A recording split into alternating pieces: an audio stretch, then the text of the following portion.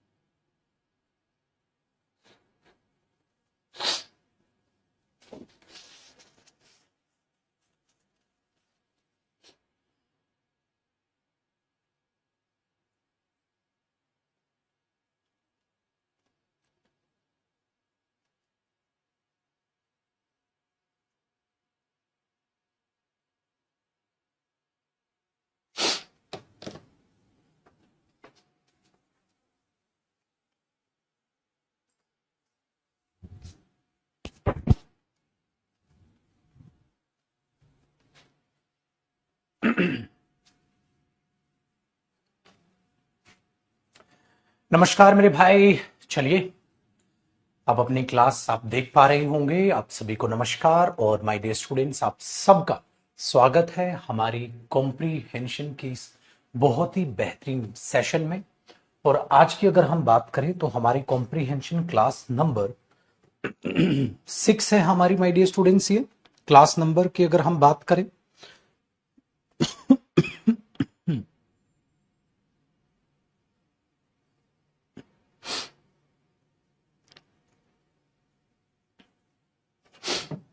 ठीक है जी। सो हमारी comprehension class number my dear students ये है 6। तो कॉम्प्रीहेंशन की क्लास नंबर 6 है हमारी ये। और चीजों को ध्यान से आपको समझना है, ध्यान से परखना है चीजों को। लास्ट क्लास में अगर हम बात करें, क्लास नंबर 5 में हमने लेवल नंबर 3 करा था। सो आज भी हम लेवल नंबर 3 करने वाले हैं।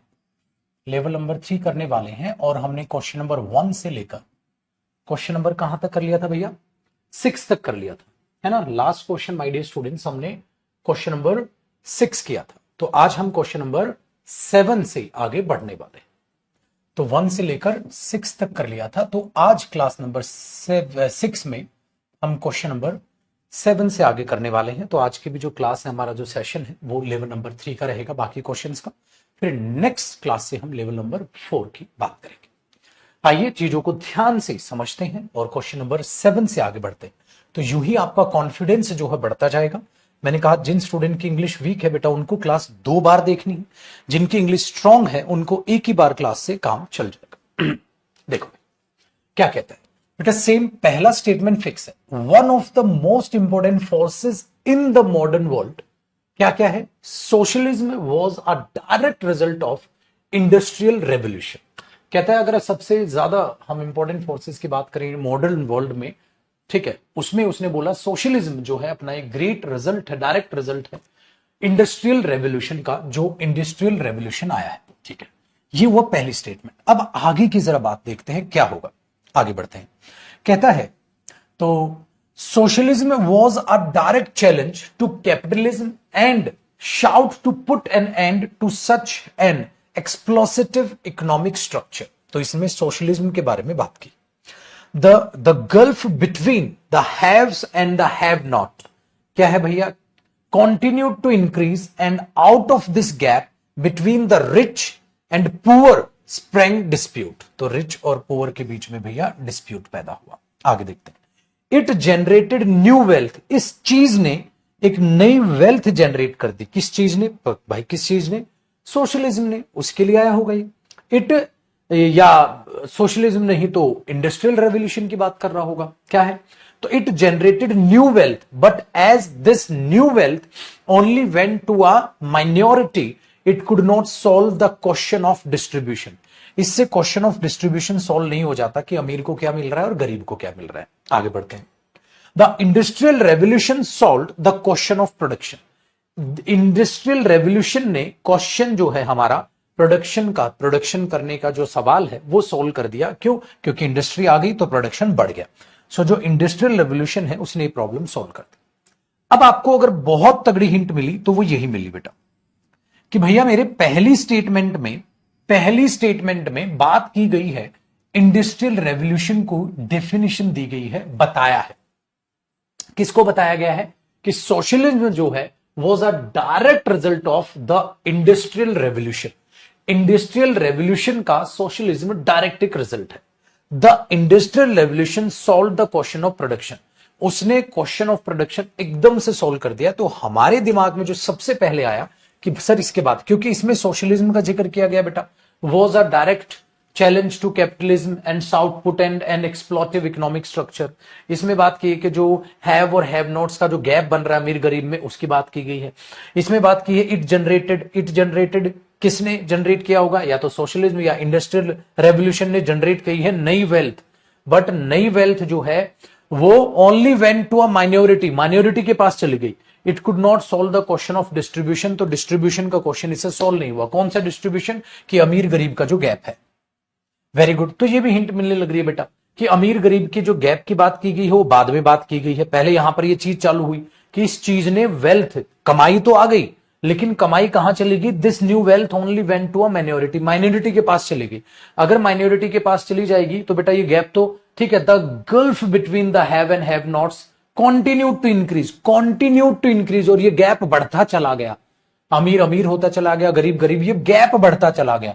कॉन्टिन्यू रहा। तो पहले हुआ होगा, बाद में तो कॉन्टिन्यू रहा होगा। एक और तगड़ी हिंट है कि आर और जो है क्यू में अगर देखोगे तो आर के बाद ही कहीं ना कहीं क्यू आएगा, पहले तो नहीं आएगा।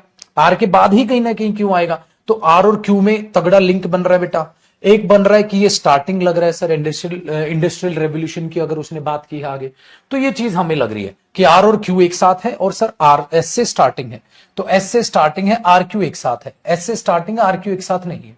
एस से स्टार्टिंग नहीं है, तो ये नहीं है, ये नहीं है, ये नहीं है, तो ये हुआ। अब ये पत्थर की लकीर तो पेपर में बना नहीं बेटा, एक बार इसको पढ़ के देख लेते हैं। देखो भैया कहता है मोस्ट इंपोर्टेंट, अगर मॉडर्न वर्ल्ड में देखें तो सोशलिज्म एक डायरेक्ट रिजल्ट है इंडस्ट्रियल रेवोल्यूशन का।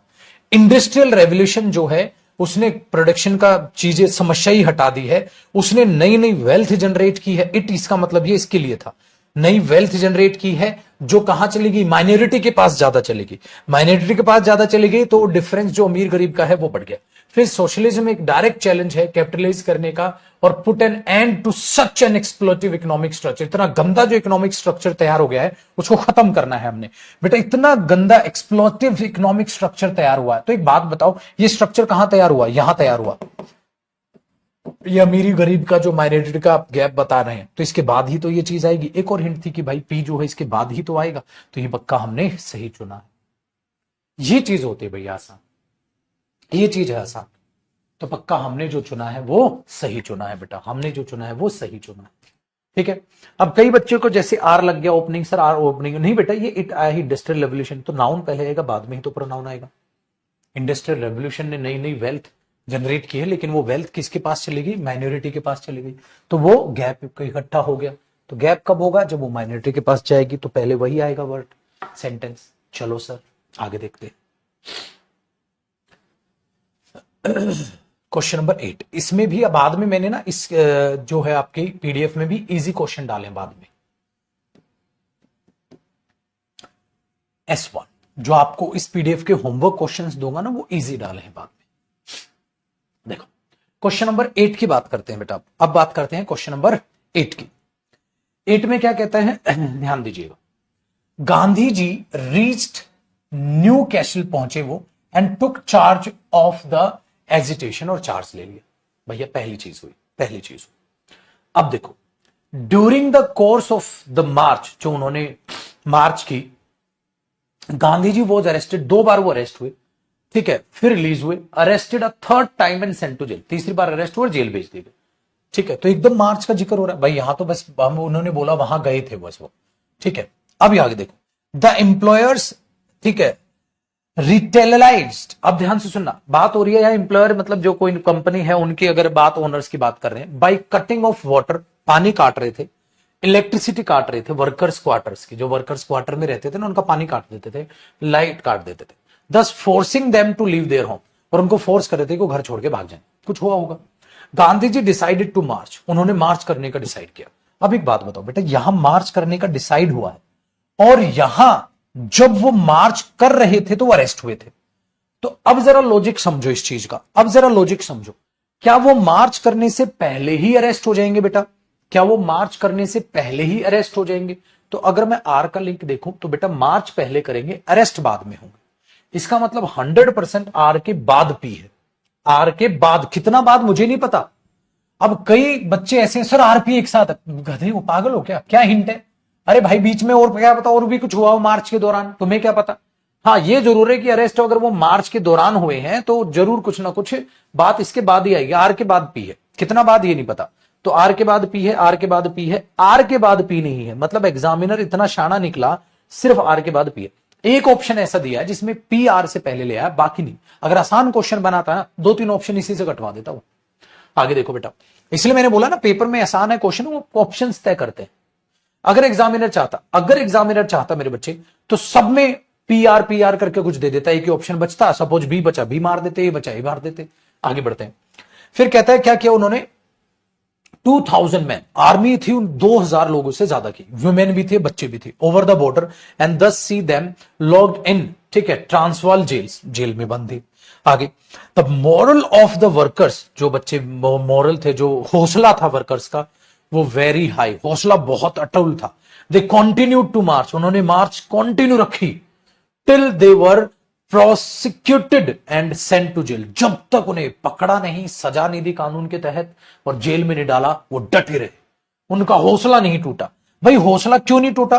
तो हौसला तोड़ने के लिए कुछ किया भी होगा। हौसला तोड़ने के लिए किया बेटा ये, आप ध्यान से सुनना, हौसला तोड़ने के लिए किया ये। उन्होंने क्या किया, उनका पानी काट लिया, इलेक्ट्रिसिटी काट ली, और ठीक है, और क्या किया, उन्हें फोर्स किया कि पढ़ो, चलो खत्म करो मार्च, चलो। जब वहां बसेरा बताओगे आप क्वार्टर्स में, ठीक है, आप धरना धरोगे इस तरीके से, सेंसर चलो यहां से। लेकिन मेरे बच्चे, जो वर्कर्स थे उनका हौसला बहुत अटूट था, वो कंटिन्यू रखा उन्होंने मार्च, जब तक उनको जेल तक नहीं भेज दिया गया। जेल भेजोगे तो क्या दिक्कत है भैया, तब तक वो डटे रहे। तो क्यू और एस एक साथ लग रहा है बेटा। दूसरी चीज आप अगर ध्यान से देखोगे बेटा, तो क्यू और एस आपको एक साथ नजर आएंगे सर, ठीक है। पहले ये हुआ होगा तब भी वो डटे रहे, तो बेटा अत्याचार हुआ तब भी उनका हौसला बना रहा। तो ये सीक्वेंसिंग ऐसे ही होनी चाहिए। क्या यहां क्यू ऐसे नहीं है? क्या यहां क्यू ऐसे नहीं है? क्या यहां क्यू ऐसे है? लेकिन ये पत्थर की लकीर नहीं है बेटा, ये पत्थर की लकीर नहीं है, ठीक है। हाँ, इसको पढ़ के देख लो एक बार। आर पढ़ो पाजी।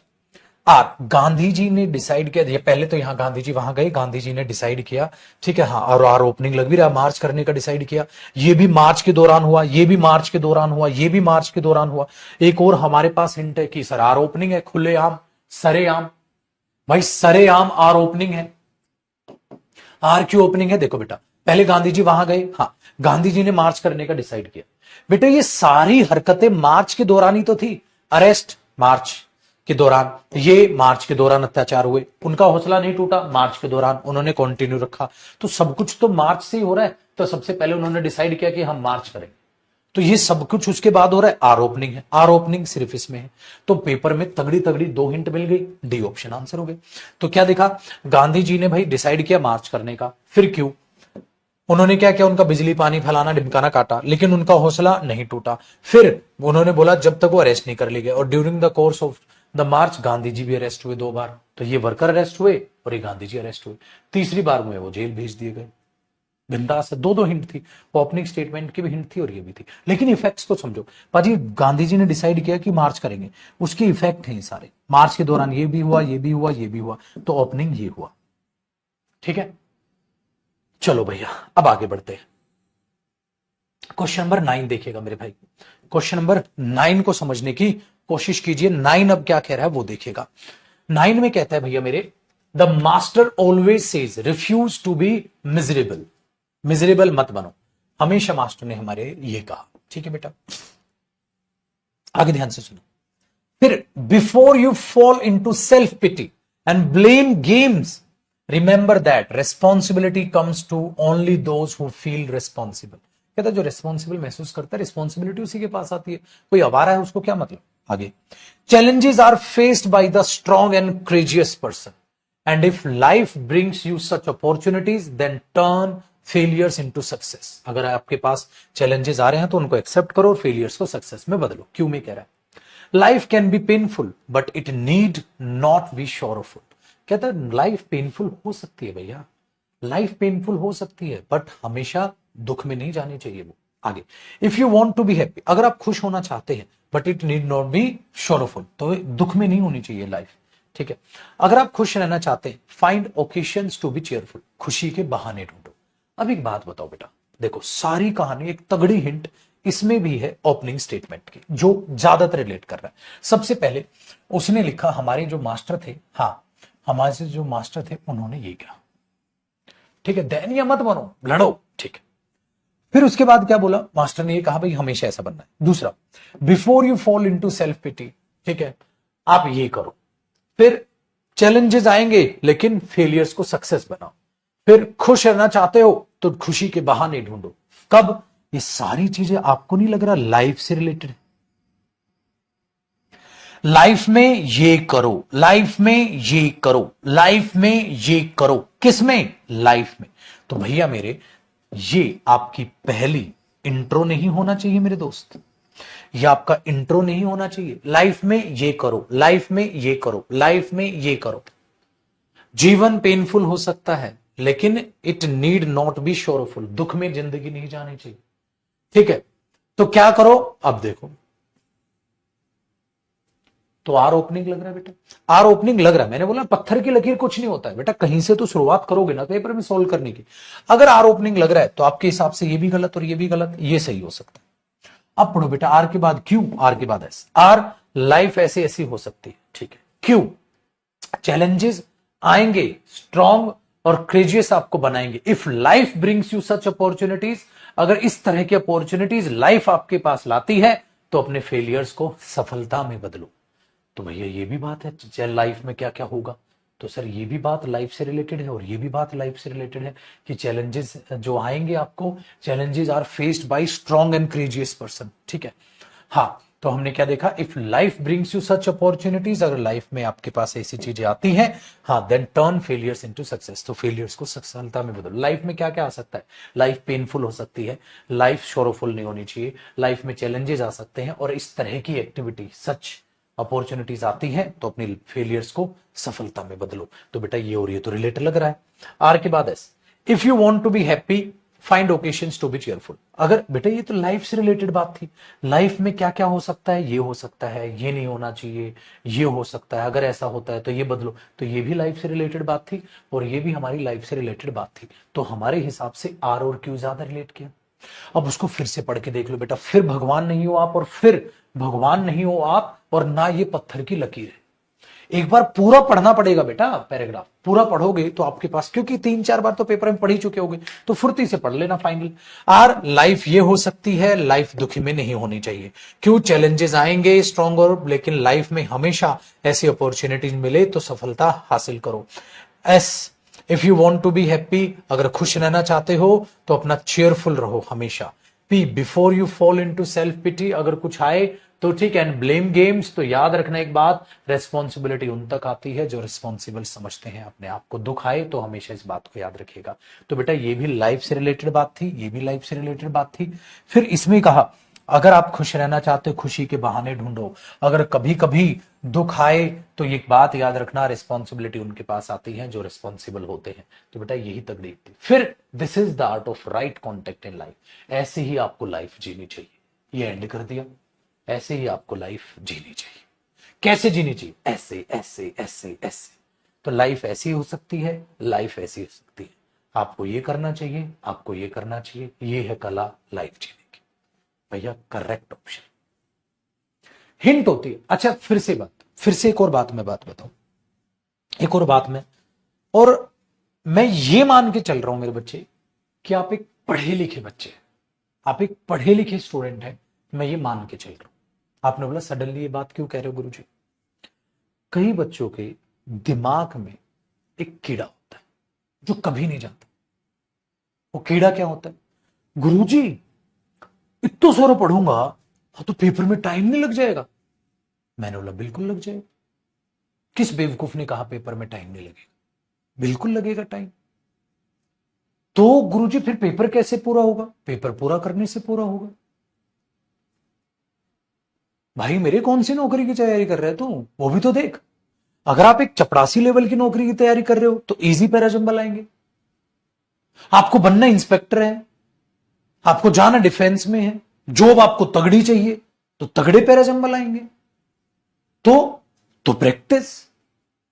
मेरे पुत्र, आज आपकी पैराजंबल की 6ठी क्लास है। आप 6ठी क्लास में चाहते हो शक्तिमान बन जाओ? अब बेवकूफ आदमी है तू। कम से कम बोल रहा हूं, 150 पैराजंबल प्रैक्टिस करो कम से कम। जब 150 पैराजंबल प्रैक्टिस कर लोगे तो मेरे पुत्र एक बात बता, हमने 30 के करीब कर लिए होंगे पैराजंबल, अब तक 40 कर लिए होंगे। अरे पगले, जब 40 के करीब पैराजंबल करके तेरा कॉन्फिडेंस बढ़ रहा है तो सोच 150 प्लस पैराजंबल कर लेगा तो तेरी स्पीड, तेरी एक्यूरेसी, तेरा कॉन्फिडेंस, तेरा रिवीजन कितना आगे जा चुका होगा। तब जाके पेपर निकलेगा। तो एक बेवकूफ स्टूडेंट, ये गधा क्या सोच रहा है कि 40 क्वेश्चन किए और साला आज मैं इसका पेपर ले रहा हूं, ले सीजीएल का मेंस का पेपर कर, साला कर पेपर ही। अबे पागल है क्या तू? 150 क्वेश्चन प्रीवियस, मतलब 150 क्वेश्चन पैराजंबल के प्रैक्टिस करेगा, उसके बाद मॉक टेस्ट लगाएगा। भाई आगे चल के आपने जीवन में मॉक टेस्ट भी लगाने, मॉक टेस्ट लगाओगे कम से कम मरे से मरे 30 एक मॉक टेस्ट भी लगा लोगे इंग्लिश के, उनमें भी पैराजंबल्स आएंगे। फिर तू बेवकूफ प्री का पेपर देने जाएगा, प्री में हल्के पैराजंबल बहुत आराम से होंगे। प्री के बाद मेंस आएगा, तब तक और भी पैराजंबल प्रैक्टिस कर चुका होगा। हाँ, यहां पर मेरे पुत्र तू मेंस का पेपर देने जाएगा तब तक तू पैराजंबल का बाप बन चुका होगा। मुझे ये पैराजंबल सोल्व करना होता, मुझे इतनी देर नहीं लगती। मैं तो इसको पढ़ता, मुझे तो इतना आसान लग रहा था, सिंपल सी चीज है। यहां कहता है ये बनो, हाँ लाइफ ऐसी हो, मेरे को तो पढ़ते पढ़ते पता चल रहा लाइफ में ये फेस करना है, ये लाइफ से रिलेटेड बात है, ये लाइफ से रिलेटेड बात है, आर और क्यू एक साथ है, आर और क्यू ये रहा एक साथ, हाँ, और उसके आर क्यू और किसी के एक साथ नहीं। डी आंसर आंसर ही आ गया था मेरे, तो आंसर ही आ गया था। फिर प्रैक्टिस। आप क्या सोच रहे हो बेटा कि 6 क्लास के बाद मैं तुम्हें मेंस में भेज रहा हूं, आज ही तुम्हारे हाथ में ठीक है बंदूक दे दी, चला? वे पागल है। ऐसा तो एक सोल्जर जिस दिन निशाना लगा रहा होता है, निशाना ठीक नहीं लगेगा, उसका ट्रेनिंग चल रही हो रही है, जब उसकी ट्रेनिंग चल रही होती है बोलेगा सरदार मैं कैसे लड़ूंगा, मेरे से तो निशाना 3-4 बार एक बार लग रहे, इतने में तो कोई मार देगा। और दूसरा वो हंस रहा होगा, अरे बेवकूफ लड़ाई कब लड़नी है, तब तक तो पता नहीं तो कितने चीजें सीख चुका होगा। समझ आइए, समझ में आई बात? तो ये बेवकूफपना मत करो, ठीक है? अच्छा दूसरी बात बताता हूं बेटा, पहले दूसरी चीज एक और बच्चों को बताता हूं। ये बात मैंने शायद लास्ट क्लास में बताई थी। कई बच्चों को लगता है सर आर के बाद एस भी तो हो सकता है। बिल्कुल हो सकता है, किसने मना किया? फिर आप वही गड़बड़ कर रहे हो बेटा, आप सीक्वेंसिंग खराब कर रहे हो। सीक्वेंसिंग क्या है कि आपने एक लाइफ के बारे में, लाइफ ऐसी हो सकती है, लाइफ ऐसी हो सकती है, लाइफ में आपके पास चैलेंजेस आ सकते हैं, और लाइफ अगर ऐसा कुछ लाए तो तैयार रहो, लड़ो। तो बेटा लाइफ कैसी कैसी हो सकती है इसमें और इसमें बताया, फिर लाइफ में कैसे लड़ोगे इनमें बताया, तो सीक्वेंसिंग खराब हो जाएगी। आप कहोगे लाइफ ऐसी हो सकती है, ऐसा मानो कि क्यों दिया ही नहीं है एग्जाम में, अगर क्यों नहीं दिया तो आर के बाद ऐसे बिल्कुल आ सकता है। भाई लाइफ ऐसी हो सकती है, हाँ, और लाइफ ऐसी हो सकती है, हाँ, और अगर आप खुश रहना चाहते हैं तो खुशी के बहाने ढूंढिए, फिर आगे बढ़ दो, कोई दिक्कत नहीं, कोई दिक्कत नहीं, बिल्कुल हो सकता है। लेकिन बेटा यहां लाइफ से रिलेटेड बात है और यहां भी लाइफ से रिलेटेड बात है, तो मुझे लगा पहले उन बातों को खत्म करो, तब बताओ लाइफ में क्या आ सकता है और आपको कैसे जीवन बिताना चाहिए। तो वो चीज आप दिमाग में रखियो। ऐसा नहीं है, ऐसा नहीं है कि मेरे बच्चे सीक्वेंसिंग जो लिखी गई है वही हो, ऐसा भी हो सकता है कि सीक्वेंसिंग उससे अलग हो, जरूरी नहीं है, लेकिन सिस्टमेटिक तरीका क्या है। अब एक बात बताओ, वहां आपने क्या समझा था? सर गांधी जी पहले मार्च का डिसाइड करेंगे, फिर मार्च करेंगे, मार्च के दौरान ये चीजें होंगी। सीक्वेंसिंग, सीक्वेंसिंग, वो सीक्वेंसिंग मत बिगाड़, ठीक है? वो सीक्वेंसिंग मत बिगाड़। तो सीक्वेंसिंग क्या है, वो चीजों को समझो कि बेटा पहले चीजें होंगी, फिर उनके इफेक्ट देखोगे, फिर उनका सॉल्यूशन ढूंढोगे, ये चीजें होती, ठीक है ना? पहले चीज आए, बीमारी आएगी तभी तो इलाज होगा, बीमारी से रिलेटेड बातें लिखनी है तो रिलेटेड बातें लिखो, फिर इलाज की बात करेंगे। पहले इलाज और फिर बीमारी नहीं आएगी, वो सीक्वेंसिंग आपने देखनी। ठीक है, चलिए, तो घबराना नहीं। और दूसरी चीज, एक बच्चा अपने आप में कितना भी अच्छा बच्चा हो, पैराजंबल उसके अच्छे नहीं होंगे जो अच्छा बच्चा है, पैराजंबल उसके अच्छे होंगे जो ज्यादा कर लेगा। 150 मिनिमम बोला मैंने, 150 के बाद सोचो आप कहां जा चुके होगे बेटा, फिर 200 करो, फिर एंड तक, पेपर तक तो बहुत सारे आप कर चुके हो। चलिए इनको समझिए। चलो क्वेश्चन नंबर 10 अब ट्राई कीजिए बेटा एक बार।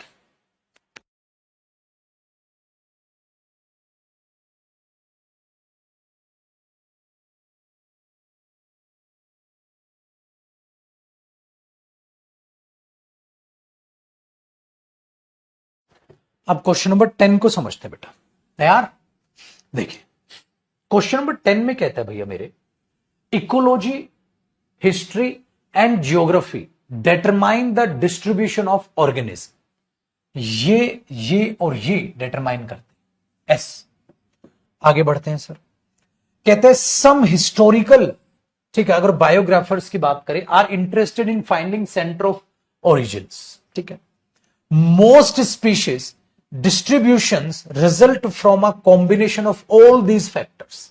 कहता है ज्यादातर जो डिस्ट्रीब्यूशन है, हाँ डिस्ट्रीब्यूशन है वो, ठीक है, कॉम्बिनेशन से तैयार होता है। यही इंट्रोडक्शन दिया गया है। किनका कॉम्बिनेशन? All these factors. कौन से फैक्टर्स सर? फैक्टर्स यही ना, इकोलॉजी, हिस्ट्री और ज्योग्राफी।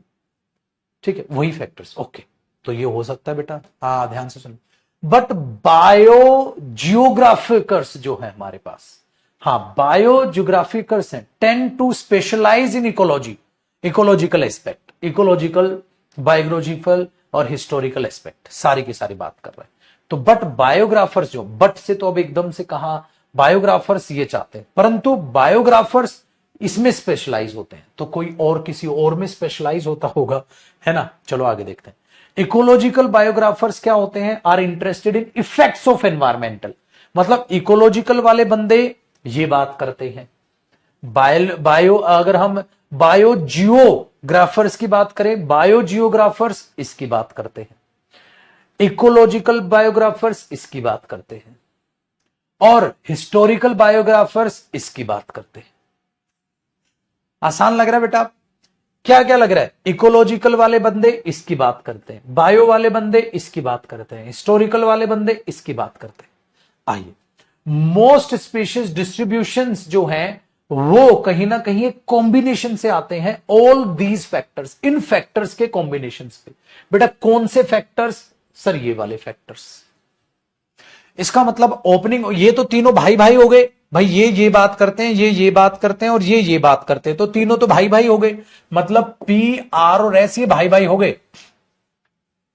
तीनों में एक ही मुद्दे पे बात है, एक ही मुद्दे पे है। ये क्या करते हैं, ठीक है, ये क्या करते हैं और ये क्या करते हैं, तो ये क्या करते हैं, ये क्या करते हैं और ये क्या करते हैं, इसमें ये बात हुई।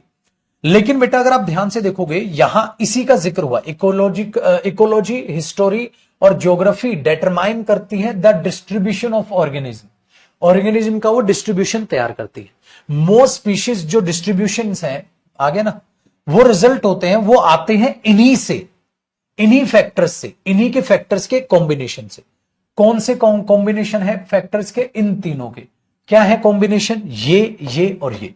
तो बेटा इसके बाद क्यू जो है वो ओपनिंग स्टेटमेंट बनी, क्योंकि इन्हीं में बात की है। दीज फैक्टर्स, कौन से फैक्टर्स? ये फैक्टर्स जो यहां तीनों बोले। कौन सा डिस्ट्रीब्यूशन का ये कॉम्बिनेशन? ये रहा सर। डिस्ट्रीब्यूशन का जो रिजल्ट है, ये जो डिस्ट्रीब्यूशन है वो इन्हीं फैक्टर से पैदा होता है। कैसे कैसे पैदा होता है? ऐसे पैदा होता है, ऐसे पैदा होता है, ऐसे पैदा होता है।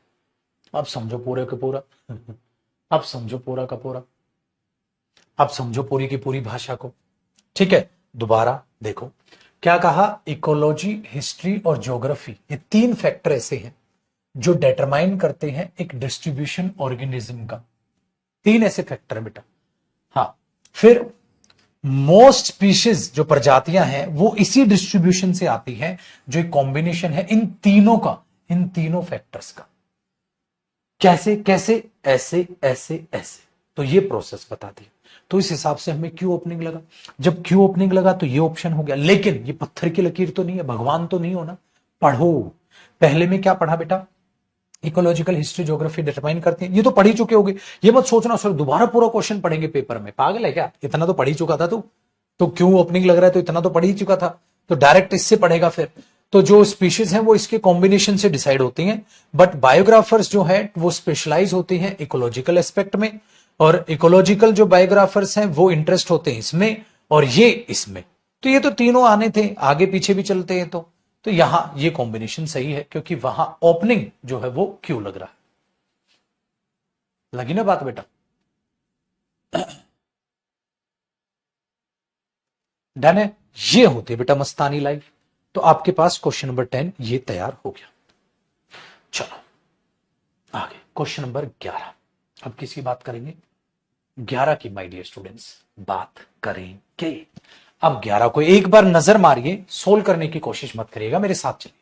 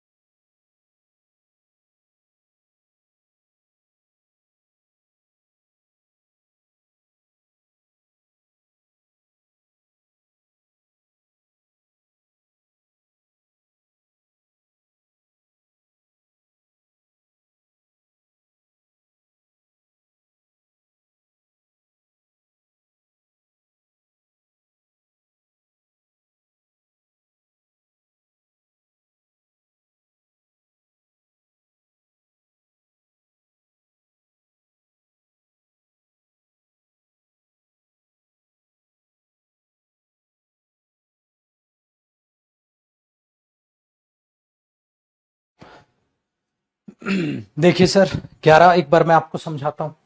11 में कहता है भैया, द नेशनल हेल्थ पॉलिसी 2017 की अगर बात करें तो वो क्रिएशन है a digital health technology ecosystem. ठीक है, तो आपने बोल दिया ओके सर। तो यहां बात हो रही है नेशनल हेल्थ पॉलिसी की, जो एक क्रिएशन है अपने आप में डिजिटल हेल्थ टेक्नोलॉजी इकोसिस्टम के। आगे बढ़े। आयुष्मान भारत जो है कंप्राइजेज ट्विन मिशन उन्होंने किए, set to transform the nation #39 health system. एकदम से जिक्र हो, पता नहीं क्या है। दिस विल क्या चीज पता नहीं सर, कुछ होगा। दिस विल ऑल्सो, ठीक है, foster a linkage across public and private health care. आगे, द पॉलिसी एम्स, उस पॉलिसी का एम है, कौन सी पॉलिसी, कौन सी पॉलिसी, ये रही द नेशनल हेल्थ पॉलिसी जो है, द पॉलिसी, इस पॉलिसी का एम है बेटा, रिलेट हो रहा है, हेलो भाई साहब, हेलो, रिलेट हो रहा है, रिलेट हो रहा है। इस पॉलिसी का एम है डेवलप करना एक इंटीग्रेटेड हेल्थ इंफॉर्मेशन सिस्टम जो सर्व करे ऑल स्टेक होल्डर्स और इंप्रूव करे एफिशिएंसी और ट्रांसपेरेंसी को। इस पॉलिसी का एम है। हाँ, this will be carried out, ये चीज कंटिन्यू की जाएगी by operationalism. Firstly 1.5 lakh health wellness centres पे ऑफर करेंगे प्रिवेंटिव एंड प्राइमरी केयर। बेटा वो तो बाद की बात है, लेकिन हिंट मिली, ध्यान दे। ये आयुष्मान भारत एकदम से कहां आ गया मुझे नहीं पता। दिस विल ऑल्सो फॉस्टर, ये चीज ये भी करेगी, पहले दूसरी क्या करेगी वो तो बता दो भैया। द पॉलिसी, बेटा ये इससे बढ़िया हिंट नहीं दे सकता। आर हमें ओपनिंग लगा, आर ओपनिंग लगा तो भैया मेरे एक ही में है आर ओपनिंग। अब मैं फिर से कहूं भगवान तो नहीं है, अरे 2 सेकंड में पढ़ ले लल्ला। अगर पेपर में समय हुआ कम तो बेटा इसको चुन के आगे बढ़ जाइए, अगर पेपर में समय हुआ तो पूरा पढ़ लियो। समझ में आई ना बात? पेपर में कम है तो तुक्का मारने से बढ़िया ये करो। ठीक है, अब देखो, पहले उन्होंने बोला 2017 की एक क्रिएशन, एक डिजिटल हेल्थ टेक्नोलॉजी बनाई उन्होंने। ये जो पॉलिसी है, जो पॉलिसी बनाई उन्होंने, ये जो पॉलिसी है इसका एम है कि सब कुछ एक इंटीग्रेट होता है, इकट्ठा हो जाए हेल्थ इंफॉर्मेटिव सिस्टम और सर्व करे जो जो नीड है लोगों की। ठीक है, फिर क्यों? दिस विल, ये पॉलिसी ये काम भी करेगी। ओ भाई साहब, इससे तगड़ी बेटा, इतना ही रुक जाओ बेटा। तो ये पॉलिसी ये काम करेगी, क्या करेगी? इंटीग्रेट करेगी हेल्थ इंफॉर्मेशन सिस्टम को और रिक्वायरमेंट को, नीड को समझेगी। और ये policy, this policy will also foster a linkage, बनाएगी अक्रॉस पब्लिक और प्राइवेट हेल्थ केयर में लिंक भी बनाएगी। तो ये पॉलिसी ये करेगी, ये पॉलिसी ये करेगी, आर और क्यू एक साथ है बेटा। बेटा बस, अब आगे पेपर में चेक करने की जरूरत नहीं है कि इसका मतलब आप सही शुरुआत कर रहे हैं, सही शुरुआत करें। आर के बाद क्यू भी है, आर स्टार्टिंग भी आपको मिल गया, एस तो स्टार्टिंग लग ही नहीं रहा यार। ये चीज कंटिन्यू होगी, क्या चीज पहले बात तो बताओ। तो ये तो नॉनसेंस है तो आर क्यू इसमें भी, लेकिन एस स्टार्टिंग तो लग ही नहीं रहा, इम्पॉसिबल। तो भैया सी ऑप्शन। अब आपने क्या सोचा? यस, जल्दी कर दिया। प्रभु आपने नहीं किया जल्दी, एग्जामिनर ने आपसे जल्दी करवाया, आप फिर ईगो पाल रहे हैं अपने अंदर।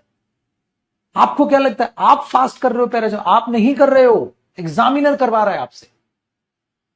अगर उसकी खोपड़ी घूमती तो आर ओपनिंग एक और में दे सकता था, उसने किसी भी स्टेटमेंट में आर नहीं दिया।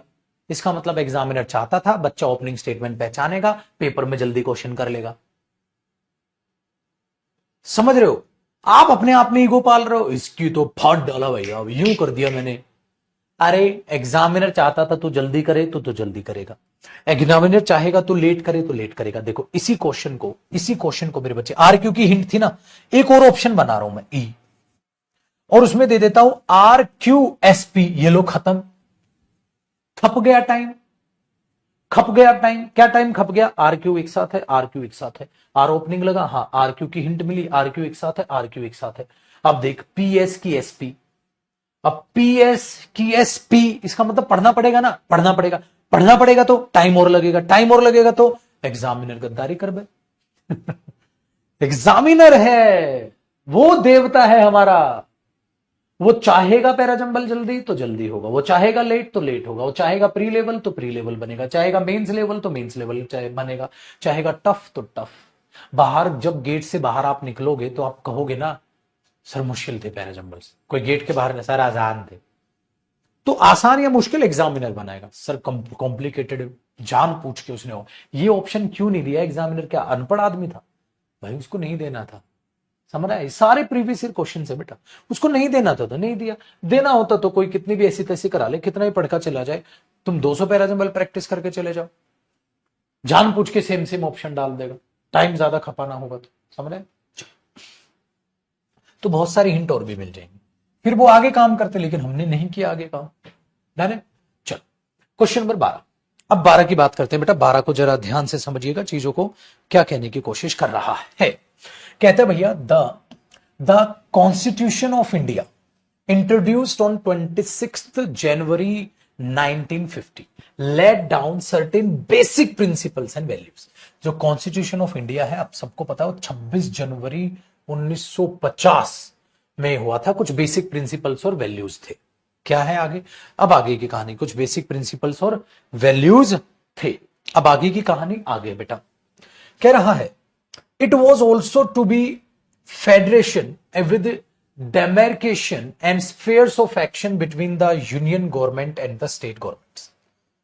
पता नहीं क्या कह रहा है यार, इससे तो रिलेट नहीं हो रही बात।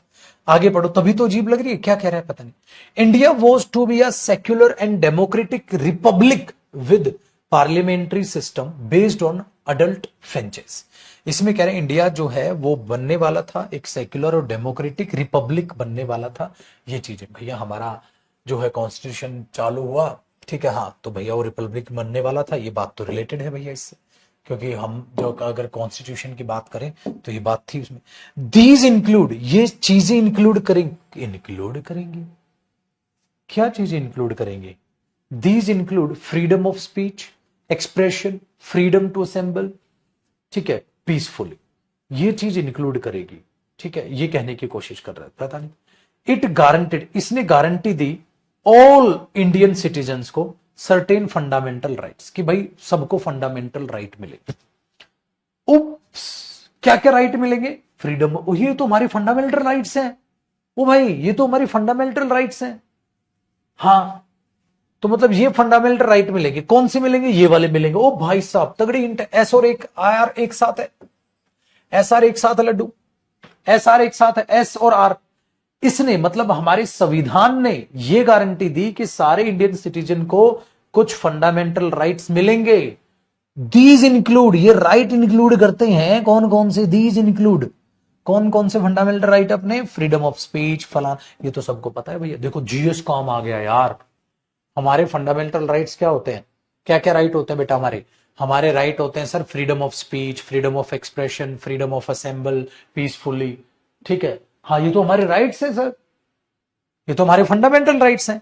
तो दीज इंक्लूड, ये राइट इंक्लूड करते हैं कौन से राइट, यहां पर जिक्र हुई है फंडामेंटल राइट, और ये राइट ये इंक्लूड करते हैं। अब देखो यहां फंडामेंटल राइट की कोई बात नहीं, इसमें फंडामेंटल राइट की कोई बात नहीं, तो पी में फंडामेंटल राइट की जो है कोई बात नहीं की गई है। Very good. और क्यू में फंडामेंटल की बात नहीं है, तो एस और आर में है फंडामेंटल राइट की बात, तो यहां बताई फंडामेंटल राइट्स मिलेंगे और ये फंडामेंटल राइट्स हैं, तो एस आर एक साथ है।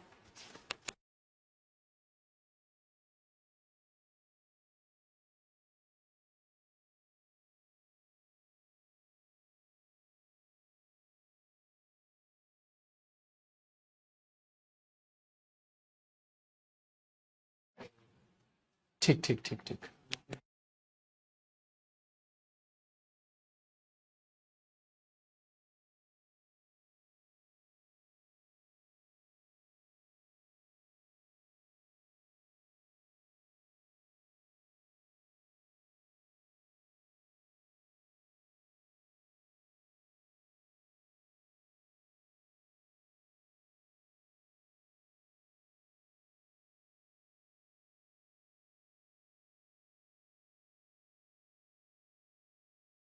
आइए जी, तो हमने क्या बोला बेटा, हमने बोला सर ये तगड़ी हिंट है, तो बेटा ये तगड़ी हिंट है एस और आर की, तो एस आर आएगा।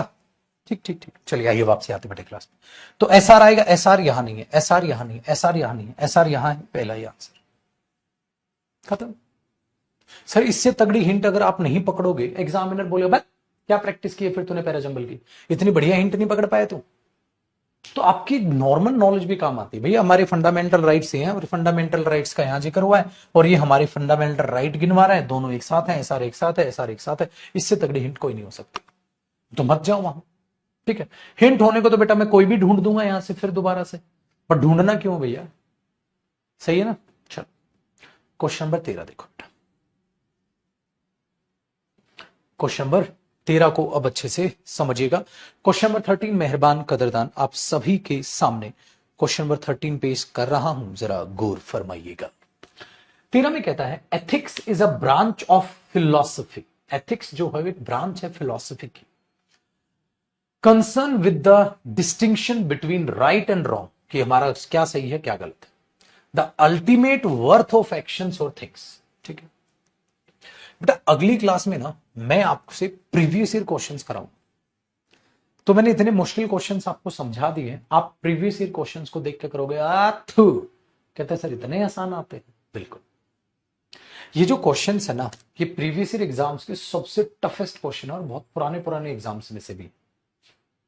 आप बोलोगे ये क्यों आपने सर गद्दारी कर दी हमारे साथ, बेटा प्रैक्टिस कराने का मतलब है, मैंने ऐसा नहीं इजी क्वेश्चंस आपसे प्रैक्टिस नहीं कराया, इजी भी तो कराए जब आप कूदे कूदे घूम रहे थे, जब लेवल 1 और 2 कराया तो तुम कूदे कूदे घूम रहे थे, जीव जीव जीव जीव। जो लेवल 1 और 2 है वही एग्जाम है, अगर एग्जाम टफेस्ट आया तो लेवल 3 पे जाएगा। इसलिए जब मैं आपको प्रीवियस ईयर क्वेश्चंस कराऊंगा, ठीक है, जब मैं आपको प्रीवियस ईयर क्वेश्चंस कराऊंगा, अगली क्लास में शायद प्रीवियस ईयर क्वेश्चन हम उठाएंगे, आप बोलोगे आथू, बिल्कुल ये नीचे लिखे हुए क्वेश्चन कराऊंगा, ये सीपीओ का है, ये ठीक है सीजीएल मेंस का है, ये सीएचएसएल मेंस का है, ये एमटीएस का है, ये जो आपका सीडीएस का, लिखे हुए कराऊंगा, और आप यूं यूं क्वेश्चंस को सॉल्व करो। मुश्किल क्वेश्चंस करने का ये फायदा होता है। तो अभी तुम्हारी कमर तोड़ रहा हूं थोड़ा सा लेवल 3 में, इसके बाद प्रीवियस ईयर क्वेश्चंस पे आएंगे, और लेवल 4, फिर लेवल 4 एक अलग टाइप के क्वेश्चन है जिसमें एक ही सेंटेंस को ब्रेक किया जाता है, फिर वो करेंगे। ठीक है तो अब तगड़े लेवल पे आपको मजा आएगा, तो अभी पिस लो, वहां मजा आएगा। चलो बेटा इसको जरा समझने की कोशिश करते हैं। वापसी हमारे पास क्या कहते हैं, कहते हैं जो एथिक्स है is a branch of philosophy की ब्रांच है, वो concern with the distinction between right and wrong, right क्या सही है क्या गलत है एथिकली, वो बात करते हैं। ठीक है, आगे देखिए, फॉर मेनी फिलोसफर्स, कई फिलोसफर्स के लिए only human are the moral agents हैं, being capable of acting morally, और इमोरली जो एक्ट कर सकते हैं वो इंसान ही है। ठीक है, हाँ आगे, क्यों में कहता है भैया एनवायरमेंटल एथिक्स जो है वो पूछता है हमारी मॉरल रिलेशनशिप बिटवीन ह्यूमन और वर्ल्ड अराउंड अस। जो एनवायरमेंटल एथिक्स हमारा होता है वो इसके बारे में बात करता है। एथिक्स जो है evaluated the relationship rules principles और कोडेड दैट रिक्वायर्ड और फॉरबिड सर्टेन। एथिक्स जो बात करता है ना वो ये बात करता है, ठीक है। अरे यार ये भी एथिक्स के बारे में बात है, एथिक्स क्या क्या करता है, ये तो एनवायरमेंटल एथिक्स क्या करता है उसकी बात है, ये तो एथिक्स का एक टाइप हो गया। एथिक्स एवेल्युएट करता है रिलेशनशिप रूल्स प्रिंसिपल्स, ठीक है, जो रिक्वायर्ड है फॉरबिड सर्टेन कंडक्ट, कुछ काम को रोकने के लिए। Value is a measure of the worth of something, यह वैल्यू की बात कर रहा है, सडनली पता नहीं क्या बात कर रहा है। चलो ये तो बात रिलेट नहीं है, तो बेटा इससे रिलेटेड यही तो स्टेटमेंट निकल के आ रही है। एथिक्स अपने आप में क्या है, एथिक्स की यहां डेफिनेशन है। एथिक्स अपने आप में ब्रांच है फिलॉसफी की जो कंसर्न करती है, ठीक है, सही और गलत के बीच। फिर उसने बोला एथिक्स इवेल्युएट करता है रिलेशन। एथिक्स क्या करता है, एथिक्स की डेफिनेशन, एथिक्स क्या करता है बेटा, ये उसके बारे में तो बात नहीं है, अलग वैल्यू बात हो रही है। यहाँ वैल्यू की बात कर रहा है, यहाँ एनवायरमेंटल एथिक्स की बात कर रहा है, यहाँ कह रहा है मैनी फिलोसफर्स ये कहते हैं, वो जो भी बात हो भैया, लेकिन इससे रिलेटेड तो ये है। तो आर ओपनिंग लग रहा है, आर ओपनिंग बेटा इसमें भी है और आर ओपनिंग इसमें भी है, इसमें नहीं है, इसमें नहीं है, दो ऑप्शन। अच्छा एक बात बताओ, फिर से कर दिया ना, अगर एग्जामिनर आपका ठीक है प्यारा दोस्त होता तो एक ही ऑप्शन में देता ठीक है, एक ही ऑप्शन में देता। अगर एक ही ऑप्शन में देता तो काम नहीं चल रहा था हमारा, ठीक है, काम नहीं चल रहा था। फिर आगे देखते हैं, कहता है मेरे बच्चे, हाँ देखो, value is a measure of worth of something but values can be either. देखो बेटा, अब जो ये वैल्यूज की बात हो रही है, ना इसमें हो रही है, ना इसमें हो रही है, ना इसमें हो रही है, तो इसका मतलब ये एंडिंग होगा भाई, ध्यान जाने की बात है। और इसमें बट वैल्यूज ये, तो ये एंडिंग लग रहा है, तो ये एस एंडिंग लग रहा है, उसमें तो एस एंडिंग नहीं है, तो मुझे ए ऑप्शन लगा, ठीक है। अब ए ऑप्शन लगा तो पढ़ के देख लो, भगवान तो है नहीं हम। चलो, एथिक्स एक ब्रांच है फिलोसफी की जो सही और गलत के बारे में फर्क बताता है। एथिक्स इवेल्युएट करता है रिलेशनशिप रूल्स और प्रिंसिपल्स, ठीक है जी। क्यों, एनवायरमेंटल एथिक्स क्या करता है, वो ये चीज करता है। P, for many philosophers only human जो है वो एजेंट है जो सही और गलत को समझता है। वैल्यूज एक अपने आप में वर्थ है किसी भी चीज की, बट वैल्यूज ये नहीं हो सकती। तो ये तो बिल्कुल ठीक है भैया। क्यों, क्योंकि इसमें एथिक्स की बात है, इसमें एनवायरमेंटल एथिक्स की बात है, और कुछ फिलोसफर्स क्या सोचते हैं वो, इसमें वैल्यूज की बात है इन दोनों में। तो यहाँ एथिक्स की बात है, इसमें वैल्यूज की बात है, तो इसका मतलब हमने ऑप्शन नंबर ए सही सोचा, सटीक सोचा, मस्त सोचा। तो ये चीज हमारे पास निकल के आ जाती है। तो बताओ बेटा कोई दिक्कत बा, कोई दिक्कत बा नहीं ना अब हमारे पास देखो, अब मैंने क्या किया है, अब आगे क्वेश्चन नंबर 14 एक लास्ट क्वेश्चन मैं करा रहा हूं। फिर मैंने क्या किया, 14 के बाद इजी क्वेश्चन डाल, क्यों, क्योंकि मुझे होमवर्क देने थे। अब देखो आपको ओले ले ले ले ले ओले प्याले प्याले छोटे छोटे क्वेश्चन, देखो छोटे छोटे क्वेश्चन देखो। अब इजी क्वेश्चन से बेटा आगे देखो, इजी क्वेश्चन, मस्तानी लाइफ दिख गए इजी क्वेश्चन, क्योंकि 14 से आपको देना था होमवर्क। अब आपको सारे क्वेश्चन इजी लगे, 30 क्वेश्चन है बेटा, नीचे आते जाओगे आपको इजी क्वेश्चन नजर आएगा। ये इजी क्वेश्चन डाल, देख रहे हो आप, नीचे आते जाओगे माय डियर स्टूडेंट्स, आपको ये इजी क्वेश्चन देख रहे हो, जान पूछ के 30 क्वेश्चन है बेटा इसमें, जान पूछ के मैंने इजी क्वेश्चंस बाद में कर दिए, क्योंकि मुझे पता था मुझे पहले मुश्किल मुश्किल क्वेश्चन नंबर 14 तक कराने। 14 भी मुश्किल नहीं है, 13 क्वेश्चन मैंने मुश्किल डाले थे। अब क्वेश्चन नंबर 14 से आसान क्वेश्चन है, देखना क्वेश्चन नंबर 14 आप अपने आप बना लोगे, क्वेश्चन नंबर 14 आप अपने आप बना लोगे, इसके बाद आप इजी क्वेश्चंस के सामना करोगे। क्वेश्चन नंबर 14 देखिएगा माय डियर स्टूडेंट्स, 14 में क्या कहता है, 14 में क्या कहता है, 14 में कहता है बेटा, अर्बनाइजेशन जो है इंडिया में has become an important and, ठीक है, इरिवर्सिबल प्रोसेस बन चुकी है जिसको बदला नहीं जा सकता, ठीक है। क्या बन चुकी है, अर्बनाइजेशन, पहली चीज है अर्बनाइजेशन बन चुकी है। आगे देखते हैं, हाँ ध्यान से द 2030 डेवलपमेंट अगर एजेंडा देखें हम यूनाइटेड नेशंस का, has emphasised the role of sustainable cities for making cities exclusive, safe और रिलेशनेंट एंड सस्टेनेबल। ये बात इससे कहां रिलेट कर रही है, कहां तुम यूएस में घुस गए, कहां तुम यूनाइटेड नेशंस में घुस गए, बात ही नहीं, आगे बढ़ो। दिस शोज, ये चीज शो करती है that India is in midst of transition from a pyramidically rural to, ठीक है।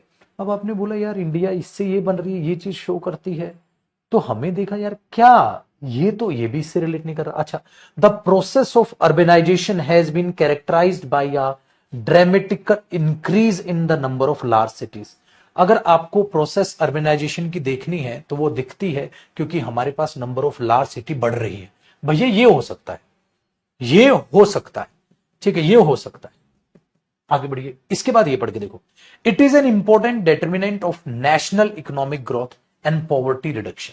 अपने आप में ये एक बहुत ही इंपॉर्टेंट डिटर्मिनेंट है national economic growth and poverty reduction का। कौन? अर्बनाइजेशन। तो भैया मेरी एस भी इससे रिलेट कर सकता है, एस भी इससे रिलेट कर सकता है। तो यार इससे एस भी रिलेट कर सकता है, इससे आर भी रिलेट कर सकता है। फंस गए क्योंकि ओपनिंग स्टेटमेंट बेटा ये भी, क्योंकि इट भी किसके लिए आया है? इट भी आया है, अर्बनाइजेशन जो है इंडिया में वो एक बहुत ही इरिवर्सिबल प्रोसेस बन चुकी है। हाँ, लेकिन the process of urbanisation has been characterised by a dramatic increase in the number of large cities. वो देख सकते हैं ये process number of large cities में आप देख सकते हैं, लेकिन आर भी लग रहा है और कहो तो बेटा एस भी लग रहा है। It is an important determinant, ये अपने आप में इंपॉर्टेंट डिटर्मिनेंट है इस चीज का। ठीक है, एक सेकेंड ओके।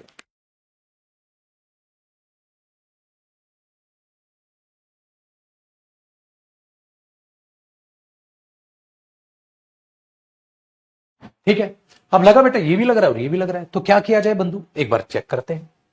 देखो बेटा, दिस शोज, ये शो करता है इंडिया ने, बेटा ये चीज तो नहीं पक्का रिलेट कर रही, और द 2030 ये तो भैया एकदम से आ ही नहीं रहा, तो ये दो ऑप्शन तो बिल्कुल हुए इररेलीवेंट। अब पेपर में दो ऑप्शन दिख गए आपको, अब जो ज्यादा लगे बेटा वो पढ़ के देख लो। आपको लग रहा है सर मुझे तो आर ज्यादा लग रहा है, तो चांस ले लो पेपर में।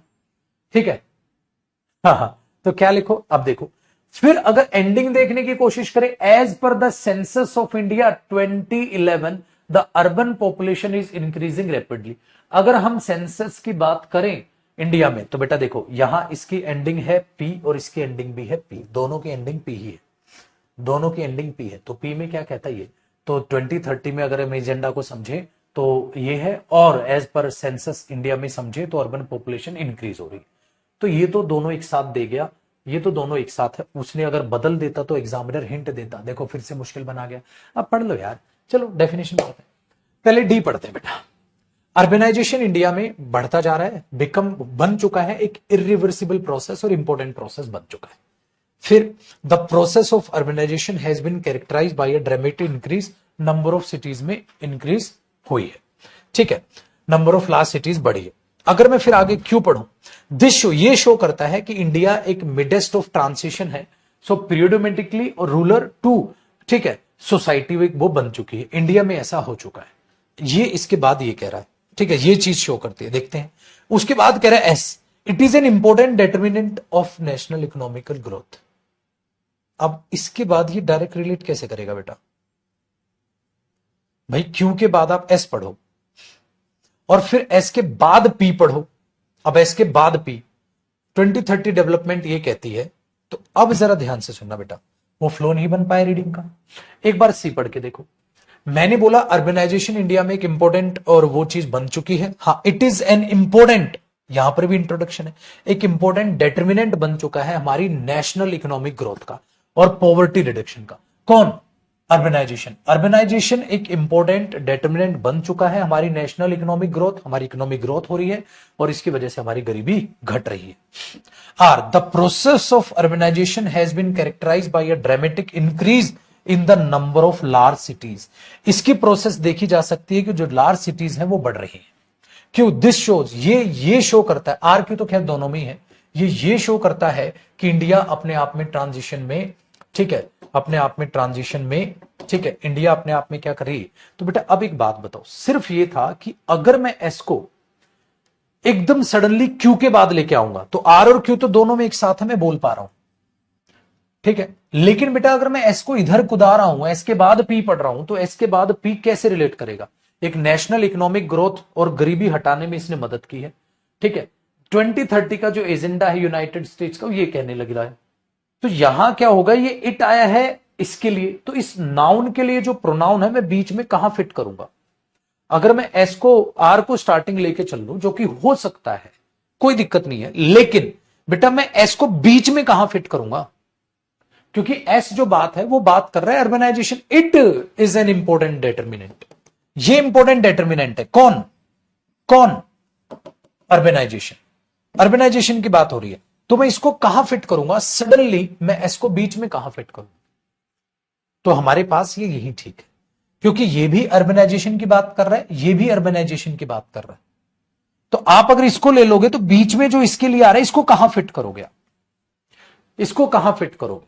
तो ये चीज याद रखिए दिमाग में कि ये भी इसी की बात कर रहा है। पहले उसने क्या समझाया? अर्बेनाइजेशन इंडिया में क्या बन चुका है? एक इंपोर्टेंट और इरिवर्सिबल प्रोसेस बन चुका है, और अर्बेनाइजेशन अपने आप में एक इंपोर्टेंट डिटरमिनेंट है हमारी नेशनल इकोनॉमिक ग्रोथ का। उसके बाद उस प्रोसेस को आगे बताया, द प्रोसेस ऑफ अर्बेनाइजेशन, और अर्बेनाइजेशन की प्रोसेस ये बन चुकी है। तो बेटा ये भी अर्बेनाइजेशन की डेफिनेशन है, ये भी अर्बेनाइजेशन की डेफिनेशन है। फिर उसकी प्रोसेस को समझाया कि इसकी प्रोसेस बढ़ती जा रही है क्योंकि नंबर ऑफ सिटीज बढ़ती जा रही है। फिर आपने बताया कि ये चीज ये शो करती है, फिर इसके हिसाब से और फिर इसके हिसाब से, इसके हिसाब से क्या है और इसके हिसाब से क्या है, आपने ये बता दिया। तो बेटा ये दोनों ही डेफिनेशन है, एस और आर। ये भी डेफिनेशन है, ये भी डेफिनेशन है। इसमें प्रोसेस को बताया गया लेकिन इसमें डिफाइन किया गया। तो अर्बेनाइजेशन क्या बन चुका है, अर्बेनाइजेशन क्या है, अर्बेनाइजेशन की प्रोसेस बढ़ती जा रही है। तो बेटा ये भी डेफिनेशन, ये भी डेफिनेशन। तो एग्जामिनर ने ये दिया था बस। तो भैया ये चीज है, देखो क्या प्रोसेस क्या करे बेटे ये, लेकिन इट बीच में मैं कहां फिट करूंगा? यहां क्यू के बाद एस कहां फिट करूंगा? इसलिए मैंने कहा पत्थर की लकीर मत बनाना है कभी चीजों को। आर ओपनिंग लग रहा है, ठीक है लग रहा है, लेकिन बेटा आर तो किसी में भी ओपनिंग नहीं है, लेकिन भैया एस ओपनिंग भी तो लग रहा है क्योंकि इट भी इसके लिए आया है। दो मेरे पास ऑप्शन थे, तो दोनों ऑप्शन पढ़ने, ठीक है। चलो ये क्वेश्चन नंबर 14 था। अब 15 से आप कर लीजिएगा इसको, पीडीएफ को मैं अपलोड करा दूंगा लेवल नंबर 3 की। 15 से आप चीजों को कैरी कर लीजिएगा। लेवल नंबर 3 की अगर हम बात करें तो नेक्स्ट सेशन में जो हम करेंगे वो प्रीवियस ईयर क्वेश्चंस करेंगे। फिर लास्ट में मैं आपको कराऊंगा my dear student, question number 15 से आपके लिए होमवर्क रहेगा। नेक्स्ट सेशन हमारा पीवाईक्यू प्रीवियस ईयर क्वेश्चंस का रहेगा, अगले 2 सेशन कम से कम। उसके बाद सबसे लास्ट में मैं एक लेवल 4 कराऊंगा। लेवल 4 बेसिकली लेवल 4 नहीं है, वो लेवल 4 है, वो डिफरेंट टाइप के पैराजम्बल्स जिसमें एक ही सेंटेंस को ब्रेक करेगा और एक ही सेंटेंस को आपको मेक करना होगा, एक सेंटेंस बनाना होगा। वो डिफरेंट टाइप के पैराजम्बल्स होते हैं, ठीक, उनको सबसे लास्ट में करेंगे। लेकिन पहले इसी टाइप के पैराजम्बल आए हुए पीवाईक्यू कल हम स्टार्ट कर देंगे। पीवाईक्यू कल हम स्टार्ट कर देंगे, ठीक है। ये ध्यान रखिएगा ताकि आपका कॉन्फिडेंस बढ़ जाए। चलिए बाय बाय, टेक केयर, खुश रहिए, आबाद रहिए, मस्त रहिए, तंदुरुस्त रहिए। मिलते हैं अगले सेशन में, यानी कि कॉम्प्रिहेंशन की क्लास नंबर 7। और जब तक सेम क्वेश्चंस को दोबारा रिवाइज करना है और कुछ नहीं करना बेटा, सेम क्वेश्चंस को दोबारा रिवाइज करना है, ठीक है भैया। चलिए bye bye, take care, thank you, जय।